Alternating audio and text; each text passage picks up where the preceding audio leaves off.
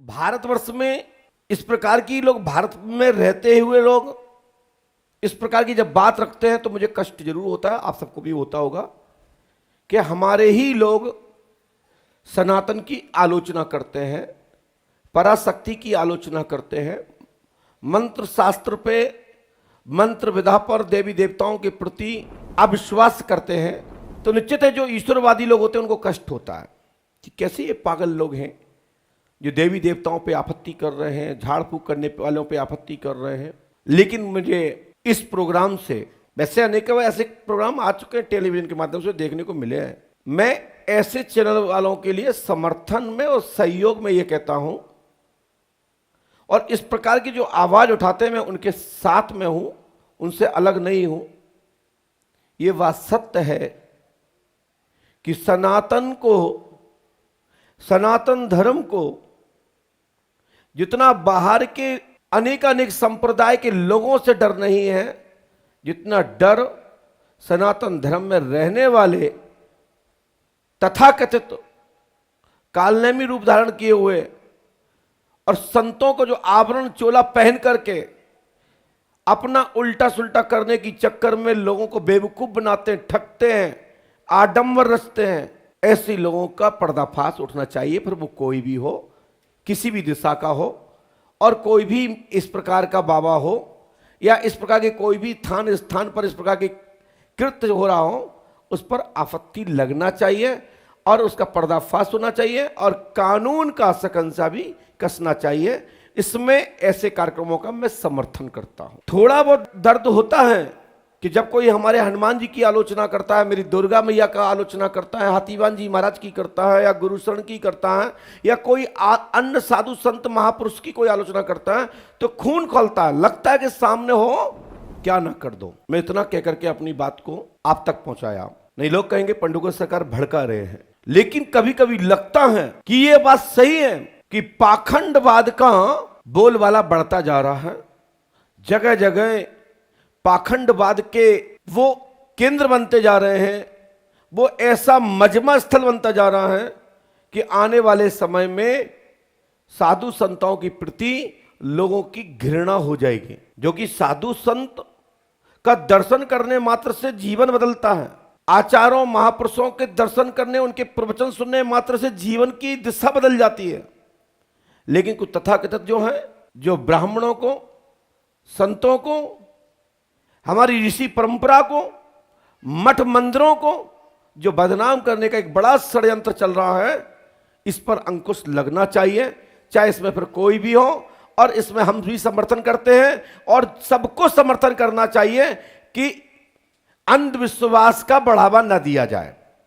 जो क्लिप मुझे उस पर दिखाई गई, देखिए मुझे 32 साल हो गए हैं, गणना करेंगे तो मेरी 34 वर्ष पूरा हो चुका है गद्दी पे बैठते बैठते।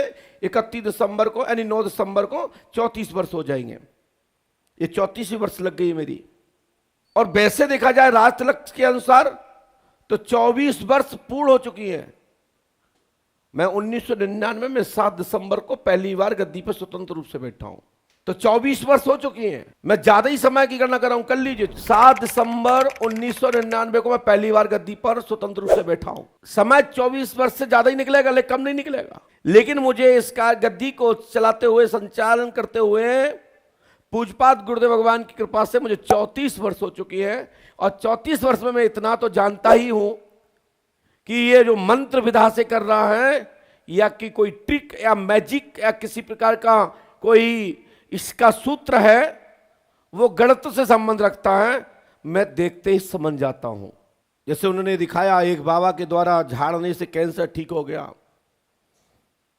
मैं इसका समर्थक हूं कि कोई मंत्र का प्रयोग किया जाए और व्याधि और ग्रह, प्रेत ग्रह, तंत्र बाधा, पितृदोष, 9 ग्रह जो हैं, 9 ग्रहों के कारण भी दिशा की चाल बिगड़ने से अनेक घटनाएं ऐसी हमने देखी, जो देवी देवताओं के मंदिर पे, स्थान पर ढोंग लगाने मात्र से बड़े बड़े डॉक्टर लोग जब हाथ उठा देते हैं, कहते हैं घर पे ले जाइए सेवा करिए, और वो किसी मठ मंदिर पे ले जाते हैं, तो प्रणाम करने मात्र से, वहां की रज लगाने मात्र से लाभ हो जाता है। मैं इस बात का विरोध नहीं करता, मैं विरोध करता हूं इस बात का, जिनको उस विषय के छोटो आ और बड़ो आ का अर्थ नहीं समझते, उसका बीच का मतलब नहीं समझा सकते, जो कथावाचक हैं, जो कथा का अर्थ नहीं समझते, कथा का अर्थ नहीं समझा सकते, का और था का बीच का जो अर्थ है वो नहीं समझा सकते, ऐसे लोग कथा बांच रहे हैं और ऐसे लोग झाड़ फूक कर करके लोगों को बेवकूफ बनाते हैं। उन पर अंकुश लगना चाहिए। देवता शरीर में आते हैं, प्रेत आदि शरीर में आते हैं, भूत प्रेत बाधा होती है। जो मुझे वो दिखाना चाहते थे, जो हमसे पूछना चाहते थे, जिसको वो आडंबर बता रहे थे, तो वहां आडंबर हो सकता है, इसका मैं पक्षधर नहीं हूं। जहां जहां की उन्होंने क्लिप दिखाई वहां का आडंबर हो सकता है, उनके सर्वे में आया होगा। लेकिन मैं ये कह सकता हूं कि भारत भूमि में यह प्राचीन पद्धति है। हमारे पुराणों शास्त्रों में भूत प्रेतों की चर्चा आई है और उसका निवारण यज्ञ अनुष्ठान है। और जो बड़े बड़े जब डॉक्टर मना कर देते हैं, एक्सीडेंट होते हैं या कुछ भी होता है, तो हमारे यहां महामृत्युंजय का पाठ जाप अनुष्ठान करने से मरीज ठीक हो जाते हैं, लकवा के पैरालिसिस के लोग ठीक हो जाते हैं, हनुमान बाहुक का पाठ करने से। हमारे यहाँ ये प्राचीन पद्धति है, हमारे ऋषि महर्षियों की ये धरोहर है। हमारे यहाँ ब्राह्मण द्विज लोग अनुष्ठान करा करके देवताओं के निमित्त होकर के मरीजों को लाभ पहुंचाने की ईश्वर से प्रार्थना करते हैं और उसको लाभ मिल जाता है। हां, मैं इतनी बात का जरूर पक्षधर हूं कि जिस विषय के आप टीचर नहीं है, उस विषय के आप मास्टर नहीं है, उस विषय के आप विद्यार्थी नहीं है, उस विषय के विशेषज्ञ आप नहीं हो, तो उस विषय को छेड़ना नहीं चाहिए। चिकित्सा विज्ञान अपनी जगह पर है, आयुर्वेद विज्ञान अपनी जगह पर है, मनोविज्ञान अपनी जगह पर है, योग विज्ञान अपनी जगह पर है, मंत्र विज्ञान अपनी जगह पर है। सबके अपने अपने दायरे हैं, अपने अपने दायरे में रह करके लोगों का समाधान करें, एक दूसरे के दायरे में ना घुसें। और हम तो कहते हैं कि इस पर एक शासन प्रशासन को एक कानून बनाना चाहिए। हम लंबे समय से अपील करते आ रहे हैं, प्रार्थना करते आ रहे हैं, इसका कोई ना कोई शोधजनक स्थान होना चाहिए जहां से इसकी डिग्री प्राप्त हो, प्रमाणिकता रहे। देश विदेश के लोग जब भारत में आवे और संबंधित परेशानी के स्थान पर पहुंच जावे, भटकना ना पड़े।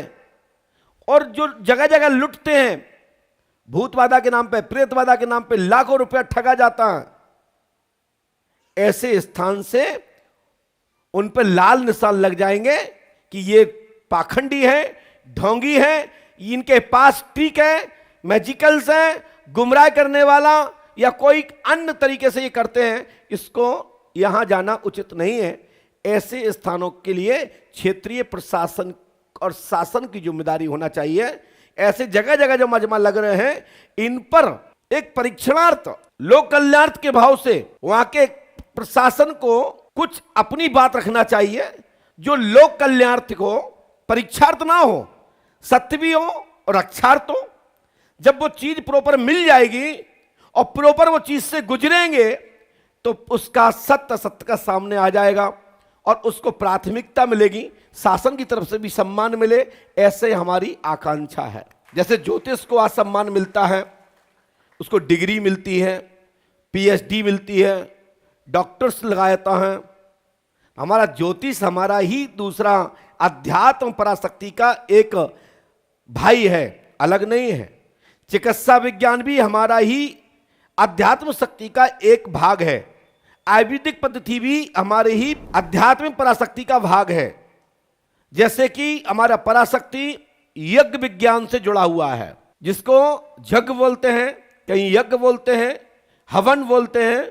हमारे यहां हवन के माध्यम से, अथर्ववेद के माध्यम से, ऋग्वेद के माध्यम से, सामवेद के माध्यम से, समय समय पर संगीत के माध्यम से वायु को दिशा बदलते हैं, वायुमंडल को शुद्ध करते हैं, अकाल पड़ने पर जल वर्षा करते हैं। हमारे शास्त्रों पुराणों में अनेक ऐसे महर्षियों ऋषियों के और विद्वानों का ये प्रमाण अवलोकन करने पर यह प्राप्त होता है।